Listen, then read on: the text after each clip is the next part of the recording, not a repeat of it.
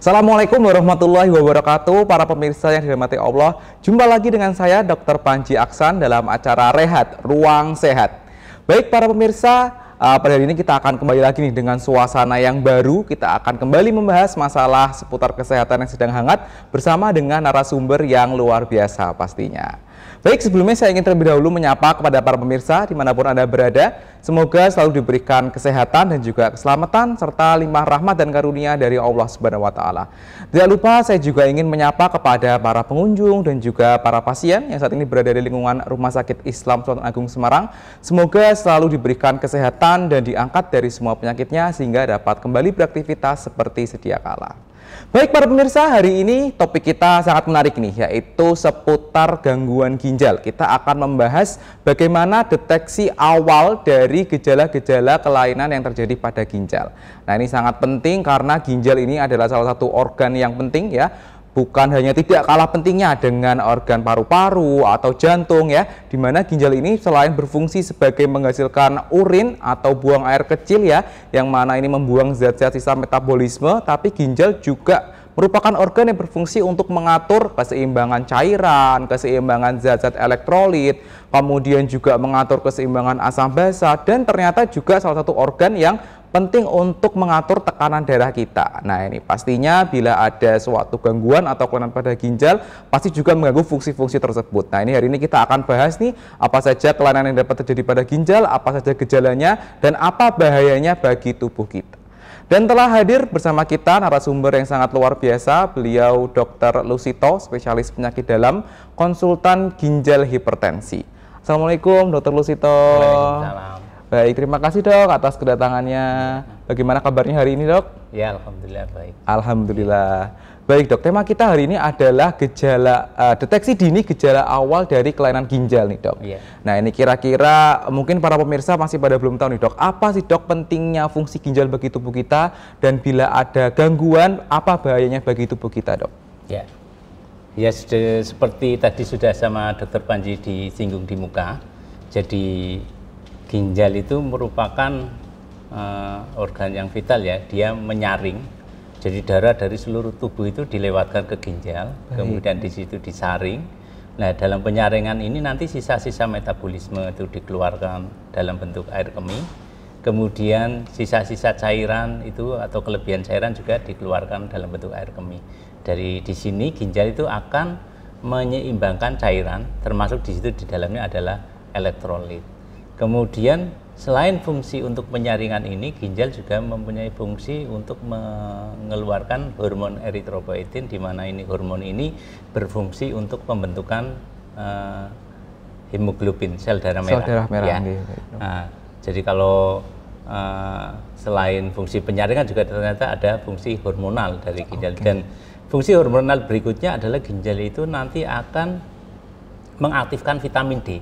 Jadi vitamin D yang berasal dari sinar matahari, yang dari makanan yang kita makan itu dalam bentuk kalsidiol, yaitu suatu bentuk vitamin D yang tidak aktif. Nah, setelah nanti dia masuk ke ginjal, dia akan dirubah oleh ginjal menjadi kalsitriol, suatu hormon vitamin D yang aktif yang akan menjaga kesehatan tulang kita. Dan berikutnya tentunya ginjal itu juga dia berfungsi untuk, karena dia itu untuk menyeimbangkan cairan, dia juga bisa mengatur tekanan darah. Nah, mungkin kalau sampai terjadi kelainan pada ginjal, maka fungsi-fungsi tadi terganggu. Misalnya fungsi penyaringan, apabila terjadi penurunan fungsi, akan terjadi retensi atau kumpulan dari sisa-sisa metabolisme, sampah-sampah yang seharusnya dikeluarkan itu tidak bisa dikeluarkan. Cairan yang seharusnya tidak dikeluarkan itu tidak dikeluarkan, jadi bukan sesak nafas, bengkak gitu. Kemudian vitamin D juga nanti tidak bisa dijadikan bentuk aktif, sehingga nanti kita kekurangan vitamin D dengan segala konsekuensinya. Begitu juga dengan kekurangan hormon eritropoietin, itu bisa menyebabkan anemia. Ya, mungkin seperti itu ya fungsi dari ginjal dan implikasi apabila ginjal itu terganggu. Oke, baik Dr. Panji ya. Baik dok, ternyata memang sangat banyak sekali ya dok ya fungsi oleh ginjal ini, dan fungsi tersebut ini sangat vital bagi tubuh kita, dan bila mana ada gangguan pasti dampaknya sangat luar biasa ya dok ya. Iya, iya. Kemudian dok, bila mana terjadi gangguan pada ginjal seperti yang dokter sebutkan tadi, kira-kira apa gejala awal yang sering muncul nih dok? Ya, Gejala awal yang paling sering muncul dari gangguan ginjal itu tergantung dari penyakit yang mendasari. Baik, nah, ya. Misalnya peradangan pada ginjal, maka gejala awal yang muncul adalah adanya protein dalam urin. Bagaimana mendeteksi protein dalam urin? Maka kita akan lihat bahwa urinnya itu berbuih. Oh, ya, jadi ya, ketika urin berbuih itu berarti mungkin karena kita banyak makan protein atau memang karena ada kebocoran ginjal. Kemudian selain urin berbuih, nanti tadi ada fungsi dari penyimbang cairan. Karena ini ada misalnya pada penyakit ginjal yang menyebabkan penurunan fungsi ginjal, maka akan ada penimbunan cairan. Sehingga gejala awalnya bengkak, terutama bengkak di sekitar mata, yang akhirnya diikuti tungkai, perut, akhirnya seluruh tubuh bengkak. Mungkin itu gejala awal dari penyakit ginjal. Gangguan ginjal. Jadi tergantung dari penyakitnya juga ya dok ya, karena betul, penyakit pada ginjal ini kan juga macam-macam ya dok ya. Kira-kira apa saja nih dok kelainan yang bisa terjadi pada ginjal dok? Secara garis besar dok. Ya, secara garis besar berarti yang pertama penurunan fungsi ginjal. Dalam ini penurunan fungsi ginjal bisa penyakit ginjal kronik atau gangguan ginjal akut. Baik, ya. Kemudian berikutnya tadi radang pada ginjal atau yang dalam istilah kedokterannya glomerulonefritis. Kemudian ada juga penyakit bawaan pada ginjal, yaitu adanya kiste, misalnya adalah penyakit ginjal polikistik. Kemudian infeksi juga bisa terjadi pada ginjal. Mungkin itu penyakit-penyakit yang sering terjadi pada ginjal, Dr. Panji. Baik, ternyata cukup banyak juga ya dok ya. Ya. Baik dok, tadi gejalanya kurang lebih gejala awalnya adalah bisa urin berbuih, kemudian bisa terjadi pembengkakan pada tubuh. Nah ini kira-kira ketika muncul gejala-gejala tersebut, kapan kita harus segera mencari pertolongan ke dokter atau kapan kita harus segera menuju rumah sakit dok? Ya, untuk berobat ke dokter yang bisa dilakukan masyarakat awam adalah ketika terjadi urin berbuih, itu kan deteksi dininya. Ya, betul, kemudian yang kedua adalah adanya bengkak pada sekitar mata. Jadi sebelum bengkak itu menyebar ke seluruh tubuh, bengkak ke sekitar mata dulu, terutama pagi hari. Nah, bengkak di mata pagi hari ketika bangun tidur, maka itu adalah sangat signifikan untuk kelainan ginjal yang mengharuskan pasien untuk segera datang ke dokter. Rumah sakit. Ya. Baik, jadi deteksi yang biasanya gejala yang paling awal muncul itu tadi ya dok ya, bengkak di sekitar mata dan urin berbuih. Bila ada dua gejala tersebut, sebaiknya bisa segera ke dokter untuk dilakukan pemeriksaan lebih lanjut. Betul ya dok? Sekali. Baik. Nah kemudian dari pemeriksaan lebih lanjut ini kira-kira apa saja dok yang bisa kita lakukan pemeriksaan lebih lanjut untuk menegakkan diagnosis dari kelainan-kelainan ginjal yang tadi dok? Ya, secara sederhana sebenarnya bisa dilihat dari pemeriksaan air kemihnya. Ini bisa dilakukan di semua tempat, klinik, puskesmas, atau rumah sakit.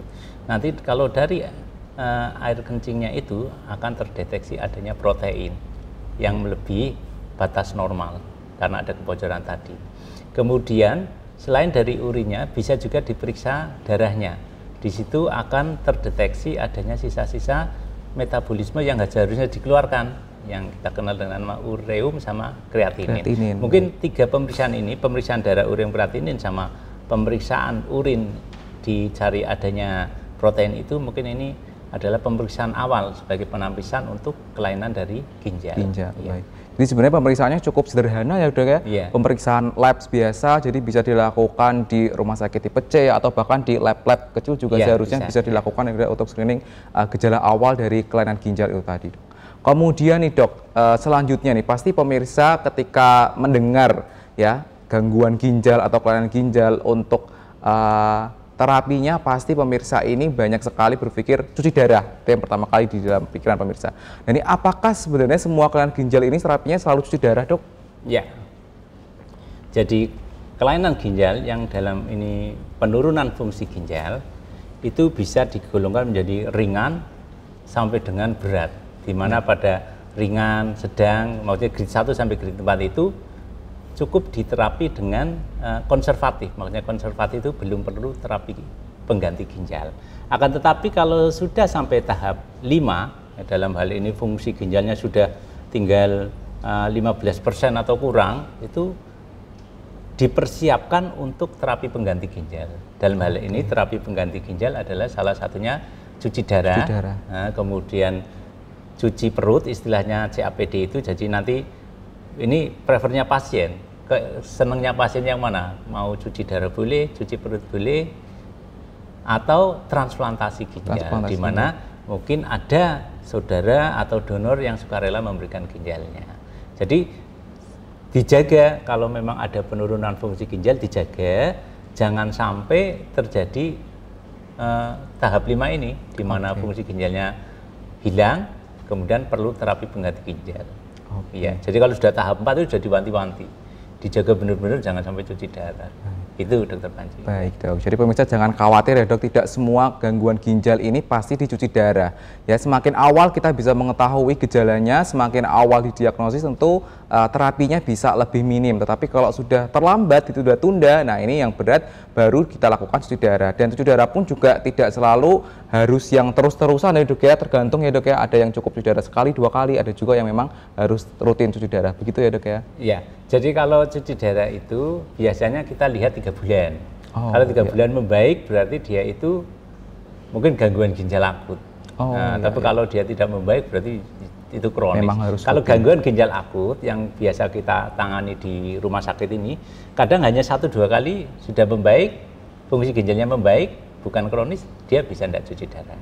Gitu. Baik, dok. Tapi kalau dia memang sudah penyakit kronis, dari hasil evaluasi kita dia sudah kronis yang memang benar-benar bukan gangguan ginjal akut, maka dia cuci darah rutin.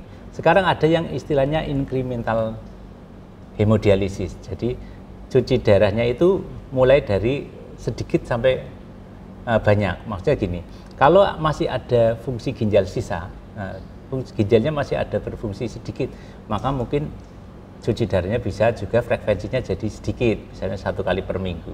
Sampai dengan apabila fungsi ginjalnya memang sudah habis, ya sudah kita mengikuti pedoman dari Menteri Kesehatan bahwa kita cuci darah seminggu 2 kali dalam waktu 5 jam sekali cuci darah. Mungkin seperti itu Dokter Panji. Baik, jadi ternyata cuci darah pun juga bermacam-macam metodenya dan juga frekuensinya ya dok ya.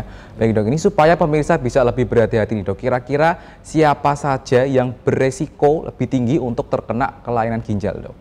Ya, yang penyakit ginjal kronis dalam ini penurunan fungsi ginjal itu sebenarnya merupakan muara dari penyakit-penyakit kronis yang sudah ada. Misalnya itu diabetes sama hipertensi terutama ya. Jadi penyebab penyakit ginjal kronis itu yang menyebabkan penurunan fungsi ginjal yang harus cuci darah itu diabetes, hipertensi, peradangan ginjal, 3 itu. Apabila diabetes, maka kita sebaiknya segera menjaga gula tidak boleh tinggi. Ya. Kemudian hipertensi juga dijaga sebaik mungkin agar tekanan darah tetap dalam kisaran normal. Di mana diabetes dan hipertensi ini perlu kita melakukan perubahan pola hidup, di mana pola hidupnya kita tidak boleh pola hidup sedentary ya, kita harus tetap fit dan aktif. Kemudian kita juga harus menjaga makanan, kita juga harus menjaga berat badan ideal.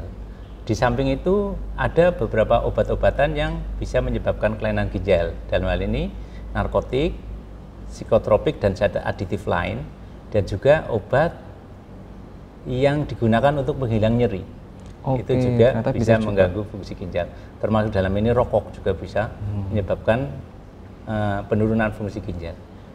Mungkin itu ya yang harus diwaspadai. Ya. Baik, jadi pemirsa harus berhati-hati ya bila ada tadi faktor risiko yang tadi, harus berhati-hati, dan intinya bila ada penyakit pendahulunya yaitu diabetes dan hipertensi harus dikendalikan dulu, jangan sampai terjadi komplikasi.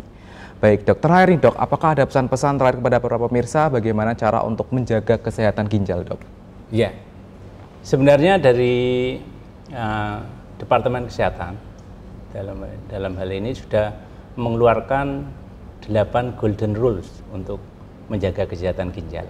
Ya, nanti mungkin bisa di googling itu 8 golden rules, itu ada 8 golden rules. Ya, yang pertama adalah tetap fit, ya tetap aktif bergerak, tetap berolahraga. Kemudian yang kedua jaga gula darah dalam kisaran normal.